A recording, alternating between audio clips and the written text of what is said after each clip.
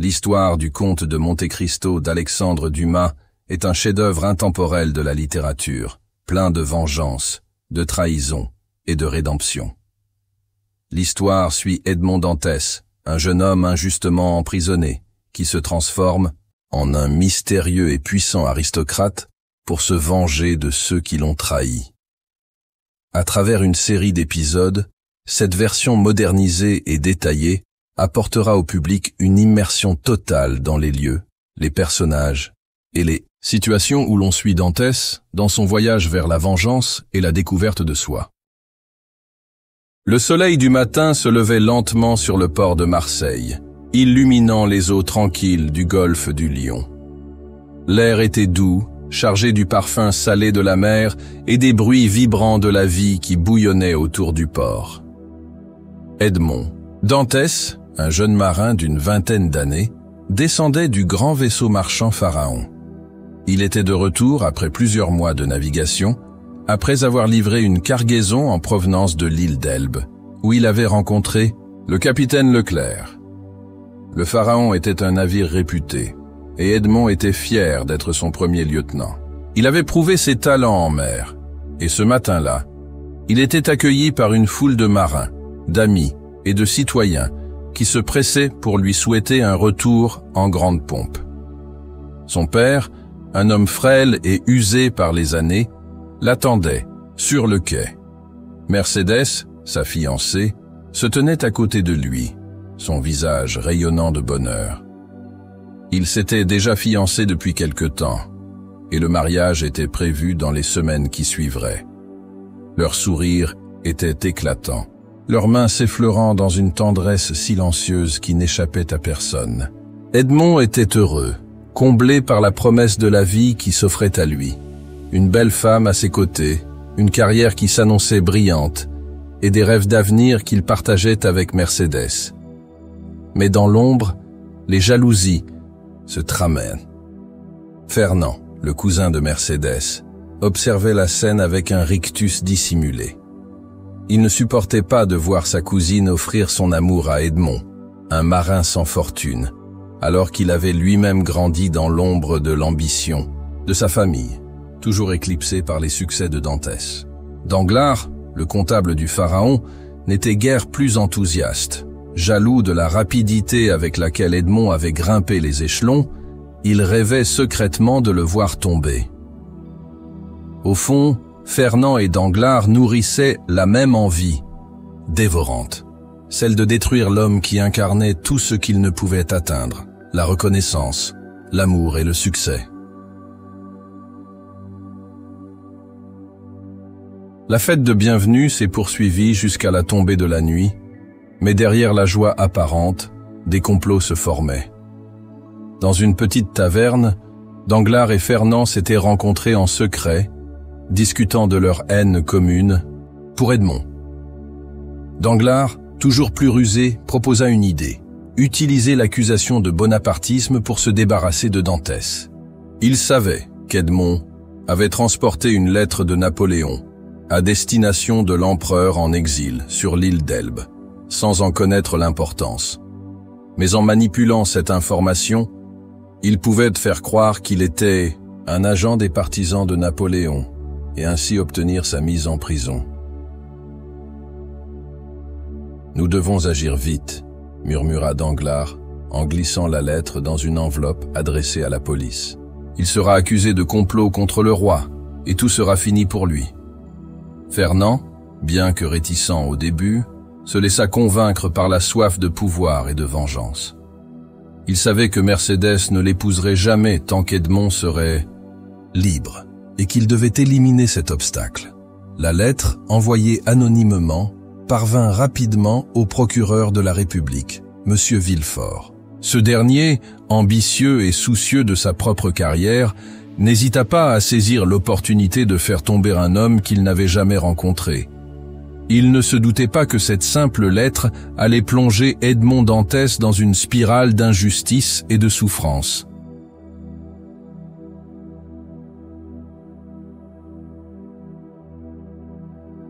Le lendemain matin, alors que Dantès se préparait à retrouver Mercedes pour fêter son retour, il fut arrêté dans sa propre maison.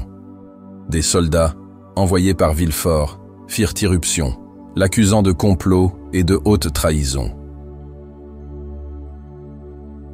Edmond, stupéfait et confus, se défendit vivement. Il expliqua qu'il n'avait pas d'autre intention que de servir loyalement son capitaine et de livrer la cargaison à destination. Mais sa défense était vaine. Le procureur Villefort, un homme froid et calculateur, avait déjà pris sa décision. Il savait que cette arrestation allait renforcer sa position, lui permettre de se faire remarquer et de prouver sa loyauté envers la couronne. Villefort se trouvait cependant dans une position délicate. La lettre accusatrice avait été adressée à son propre père, un bonapartiste notoire. Si cette affaire venait à éclater, il risquait de perdre toute sa carrière. Pour protéger son nom et sa position, il préféra sacrifier un innocent. Ainsi, Edmond fut jeté dans la prison du château d'If, une forteresse isolée, réputée pour ses conditions de vie abominables. Mercédès, dévastée, tenta de lui rendre visite, mais en vain. Elle fut repoussée avec violence. Quant à son père, il ne pouvait que regarder son fils partir, impuissant. Le voyage en mer vers le château d'If fut long et éprouvant. Edmond, enchaîné et isolé, ne comprenait toujours pas ce qui lui arrivait. Comment pouvait-on l'arrêter ainsi, sans preuve, sans raison? Les vagues de la mer, qui s'écrasaient contre la coque du navire, semblaient refléter la tourmente qui secouait son âme. Les marins qui l'accompagnaient ne lui adressaient que des regards furtifs, terrifiés par l'idée d'un voyage vers la fameuse prison. C'était un endroit où beaucoup étaient revenus, mais peu en étaient revenus. À son arrivée, le capitaine des gardes, un homme rude et dénué de compassion, l'accueillit dans la cour de la prison. Edmond eut à peine le temps de se familiariser avec l'enfer qui s'étendait devant lui. Le château d'If était une forteresse imprenable, située sur une île déserte, balayée par les vents et l'eau salée. Les murs étaient à froid et les cellules exiguës, sombres, humides. L'air sentait la moisissure, et les cris des autres prisonniers se mêlaient au bruit des vagues qui se brisaient contre les rochers. Edmond ne savait pas combien de temps il passerait dans cet endroit maudit, mais il comprenait une chose. Sa vie venait de basculer, et l'homme qu'il avait été n'existait plus. Il était devenu un prisonnier, un être anonyme, réduit à l'obscurité, enfermé dans cette île. Les semaines passèrent, et l'isolement de Dantès se fit plus insupportable. Les chaînes, la faim, le froid, tout cela devenait intolérable. Mais un jour, alors qu'il sombrait dans une lente dépression, un bruit inattendu se fit entendre. Un autre prisonnier, dans une cellule voisine, frappait sans cesse les murs, un son rythmé et méthodique. Dantès, d'abord sceptique, se rapprocha du mur. Une voix faible mais ferme s'éleva alors dans un murmure presque inaudible. « Vous êtes là ? Vous êtes nouveau, n'est-ce pas ?» C'était un vieil homme, à l'esprit vif et à l'apparence épuisée, qui s'adressait à Edmond. L'homme se présenta sous le nom de l'abbé Faria. Il était dans la prison depuis des années, et il avait appris à survivre dans cet environnement implacable en gardant son esprit aiguisé. Il connaissait chaque recoin du château et chaque prisonnier, et il partageait son savoir avec Edmond, qui peu à peu retrouvait sa lucidité.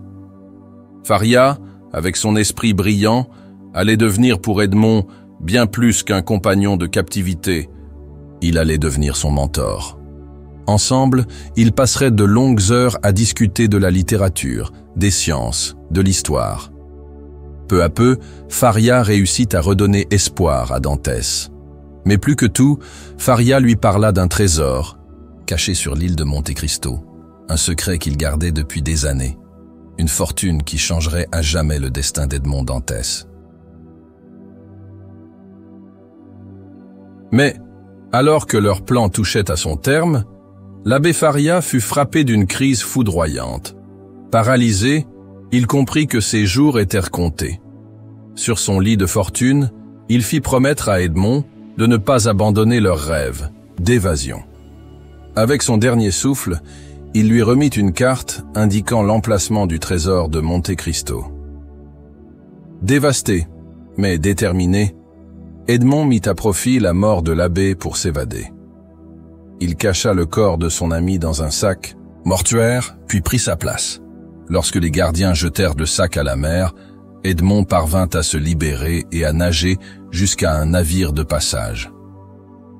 Ce fut ainsi qu'Edmond Dantès s'arracha des griffes du château d'If, le cœur empli d'une nouvelle mission. Retrouver le trésor de Monte Cristo et se venger de ceux qui avaient ruiné sa vie. Merci à tous d'avoir écouté cet épisode du Comte de Monte Cristo. J'espère que vous avez apprécié cette immersion dans l'univers de Dantès et que vous êtes impatients de découvrir la suite de son aventure. La vengeance et le mystère ne font que commencer. Et vous ne voulez surtout pas manquer ce qui se prépare pour le prochain épisode. Rendez-vous la semaine prochaine pour continuer ce voyage fascinant, où la stratégie et le destin s'entrelacent de manière imprévisible. En attendant, n'hésitez pas à vous abonner, à partager l'épisode avec vos proches et à laisser vos commentaires pour nous dire ce que vous en avez pensé. À très bientôt et prenez soin de vous.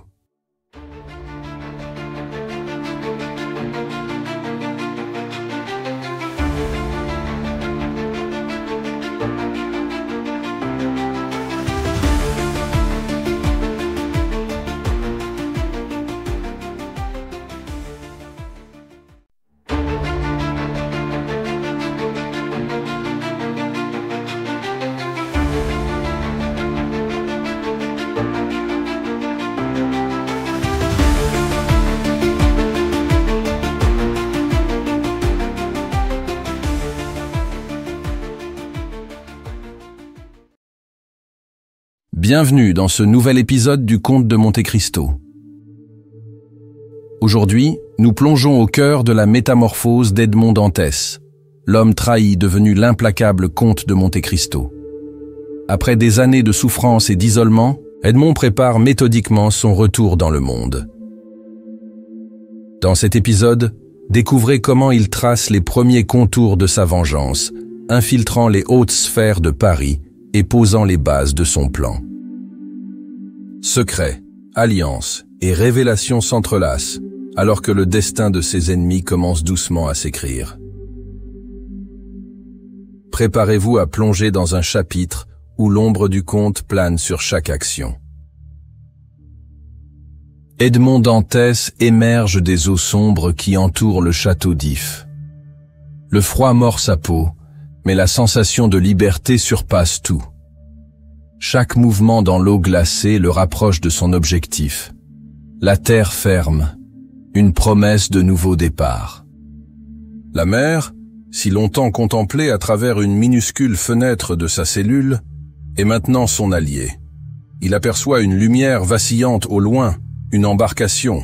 Après des heures de nage, il s'accroche à une planche flottante et flotte à la dérive, ses forces presque épuisées. L'aube le surprend, baignant le ciel d'or et de pourpre.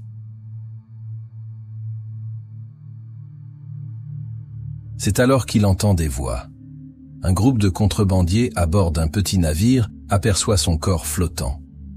Bord, les hommes, méfiants, interrogent Edmond. Avec habileté, il feint d'être un marin naufragé et gagne leur sympathie. Le chef du groupe, Luigi Vampa, intrigué par son charisme et son intelligence, propose un marché. Edmond doit les aider dans une opération risquée en échange de sa vie et de vêtements secs. Edmond accepte, usant de sa ruse pour dissimuler ses véritables intentions.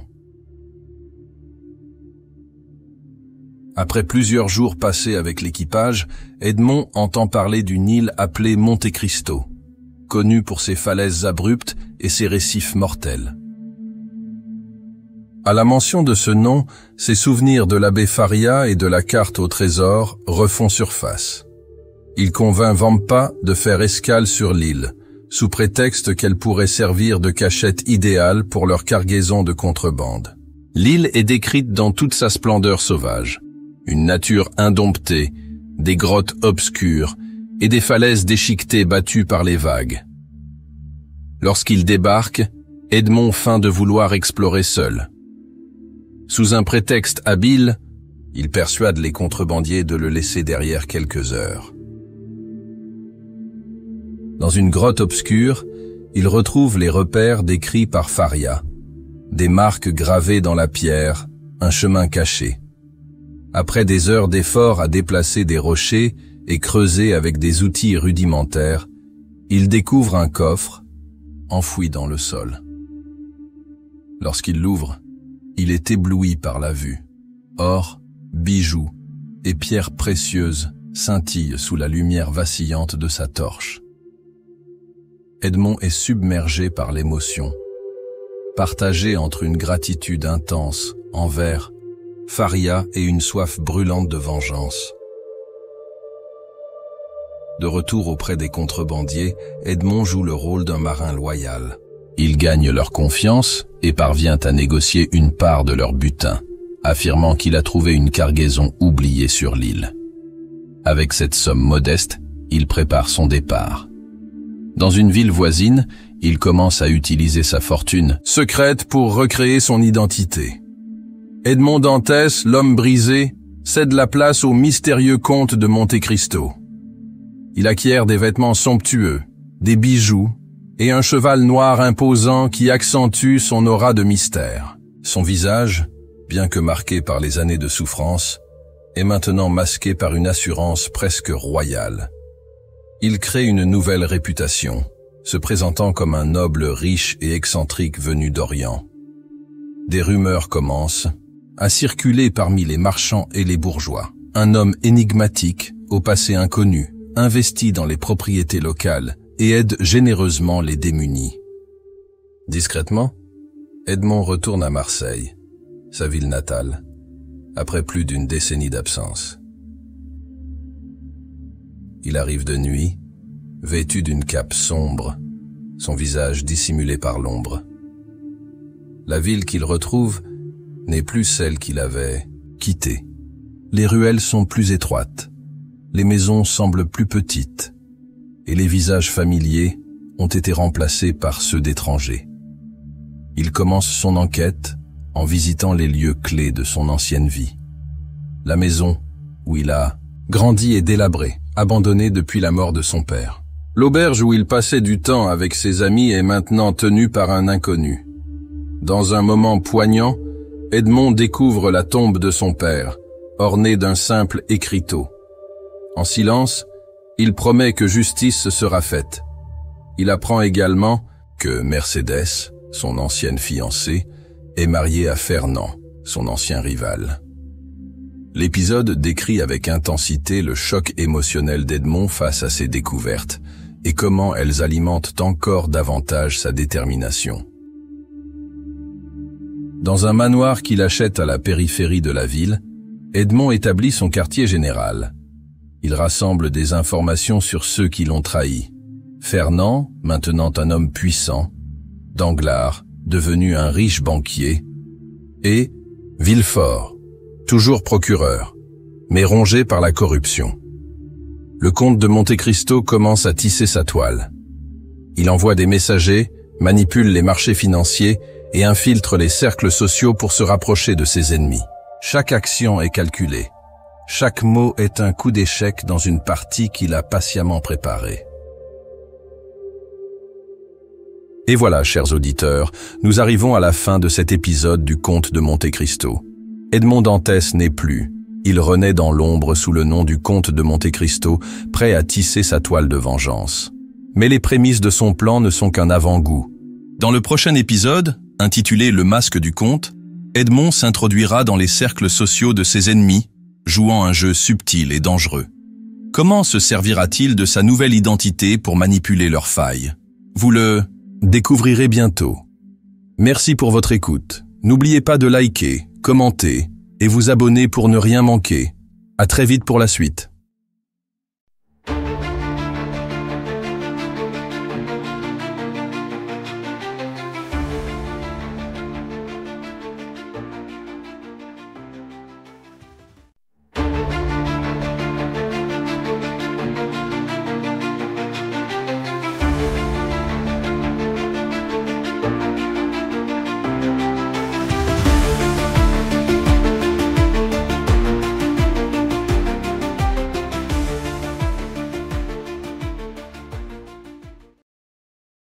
Dans cet épisode captivant, Edmond Dantès, désormais sous l'identité énigmatique du comte de Monte Cristo, pose les premières pierres de sa vengeance à Marseille.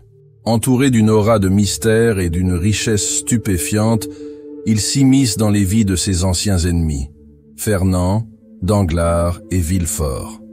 Intrigue et manipulation.